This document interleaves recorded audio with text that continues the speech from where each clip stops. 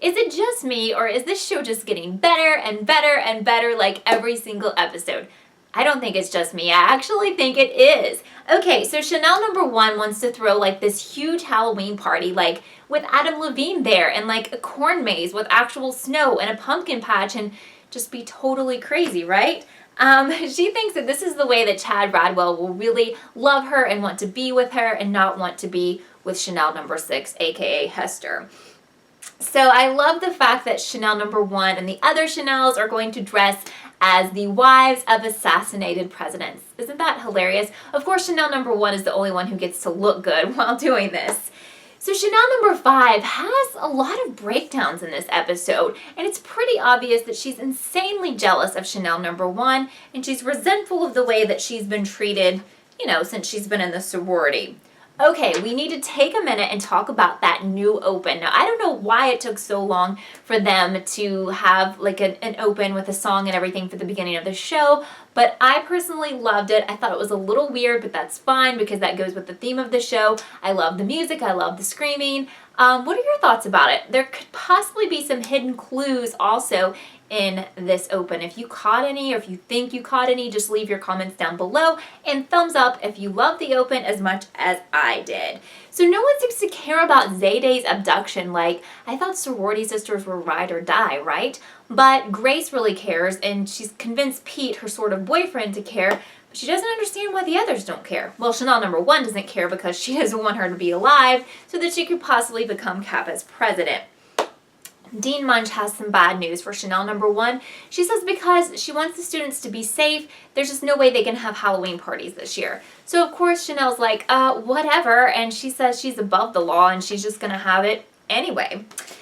So Chanel number 5 is baking some delicious cookies, at least I thought, until I realized the special ingredient was toenails. Yeah, she's going to serve these to the kids who come by for trick or treat who have wronged her, done bad things to her. I think this just goes to show like her mindset and how like resentful she is, and she's like out for some justice that she thinks she deserves in her mind. And because of this episode, I've actually made Chanel number 5 one of my suspects now. Why? Well, because no one would ever suspect her.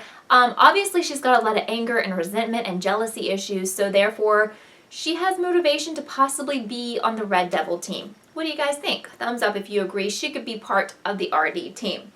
So Chanel number 6 is a very, very shady girl. She tells her, you should take all of this anger, she's talking to Chanel number 5, and you should direct that towards Chanel number 1 because, as she says, she's a switch hitter, and what she means by that is that no one can really trust her, and yeah, she's pretty much evil to the core. So we just need to talk a little bit about creepy candle vlogger Jennifer. I want to give a shout out to whoever commented on my last video and told me to pay attention to her. Now, you would be like, why would you pay attention to her? Like, she's this nerdy girl, she's super weird, why do we care? Well, I wanted to pay special attention to her because I wanted to see if there's a reason why we should care. Remember, I always say in my videos, the people involved on the Red Devil team are going to be the least likely suspects. So, of course, Jennifer is an unassuming person because why would anyone think she would be involved? Okay, so in this episode, I found her ant farm all over her room incredibly weird. Now, that doesn't make her a killer, but there was something that I zeroed in on when I watched this episode. Remember the weird, like, viewfinder mask thing she was wearing? I hope you paid attention to that because we may see that a little bit later in the show, and I'll get to that a little bit later in this video. So Chanel number 1 gets arrested for the murder of Mrs. Bean. It turns out, I think that Chanel number 6 is the one who probably set her up for that. Thankfully, the lesbian character in Chanel number 3, I hope you're following me on the Chanels. I hope we've got them down by now because I think I have. They bailed her out, so and that's good. But the bad thing is that Hester / Chanel number 6 has made Chanel number 1 believe that Chanel number 5, who is played by Abigail Breslin, is the person who turned her in. Now, as shady as I think that Chanel number 5 is, I don't think she turned her in, and I think this just shows you how evil Chanel number 6 is. Alright, so we finally see Zayday, and she's alive, and she's doing fine, and she's in Red Devil's lair, which is pretty hilarious, actually, or it gets to be hilarious, but the lair itself is super scary. Like, PLL, this lair, it's so much above you. I mean, we don't need the high-tech craziness in the last episode of PLL for this lair because it's just creepy. There's all kinds of like torture devices and a lot of different red devil masks, but this is what I wanted you to pay attention to. When they're panning around the room, there's a mask in there that's not a red devil mask, but it looks a lot like the mask thing, the view thing, whatever, that goes around your eyes that Jennifer was using in her room. So if you have this on DVR or iTunes or whatever, go back and watch and see if those two things look alike. I think possibly Jennifer could definitely be involved, especially since both of those items have a lot in common.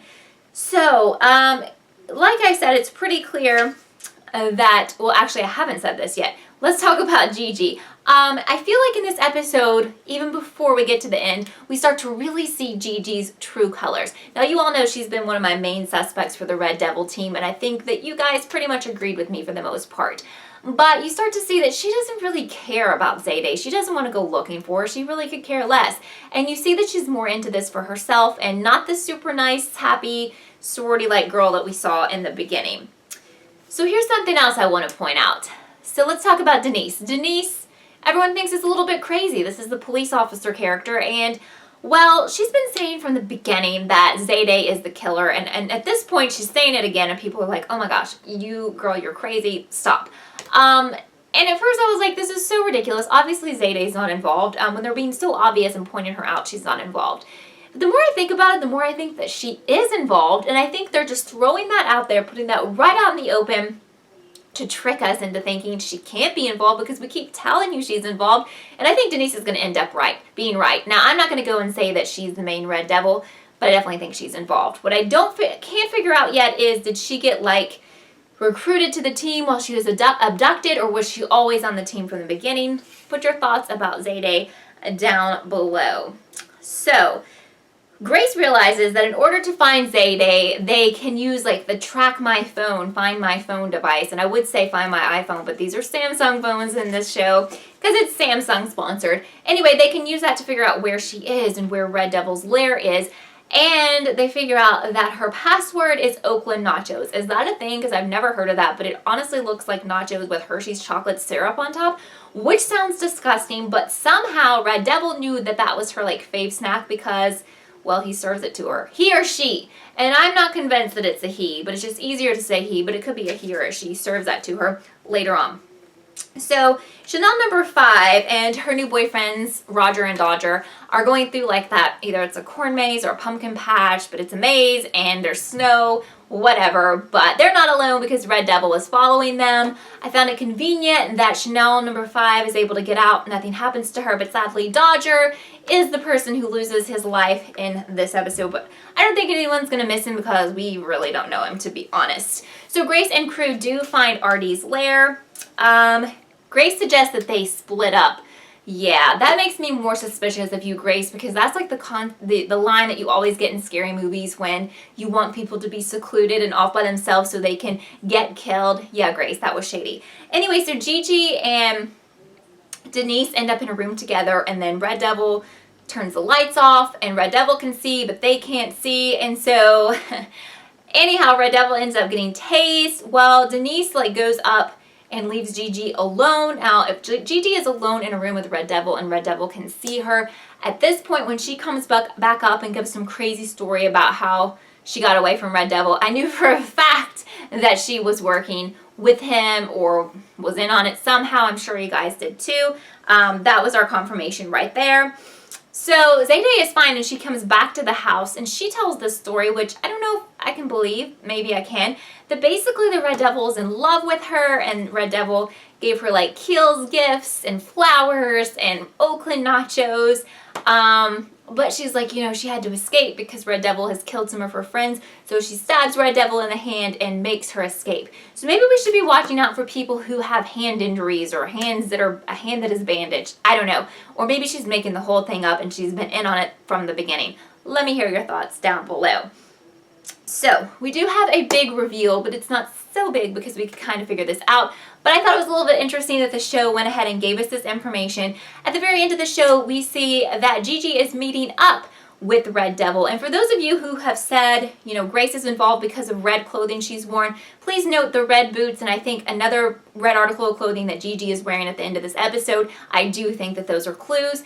Basically, she's telling Red Devil that someone needs to go. It's a him, a he. At first, I thought she was talking about Grace's dad, but now I'm not really sure. Who do you think she's talking about who needs to be killed, who needs to be taken care of? I would love to hear your thoughts down below. We have confirmation now that 2 people are on the Red Devil team, Boone and Gigi. Gigi was not a shocker, and we haven't seen Boone since.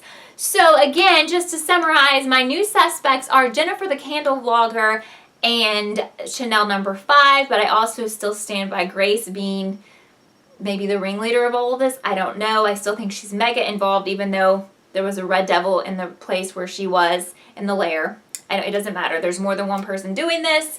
And I don't really think at this point that Grace's dad is still involved, but I'm going back and forth on that. I would love to hear your theories. Please leave your theories down below, and I will respond to every comment. Also, I have a live show about Scream Queens where you can chat with me live about your theories every Wednesday at 6 p.m. Eastern Time right here on my channel. I would love to see you there, here.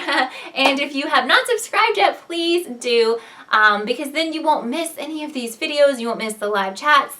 And it's just, I think it's like a party being here. I don't know, that's just what I think. So thank you so much for watching this episode of Kellie TV, and I'll see you next time. Don't get me started.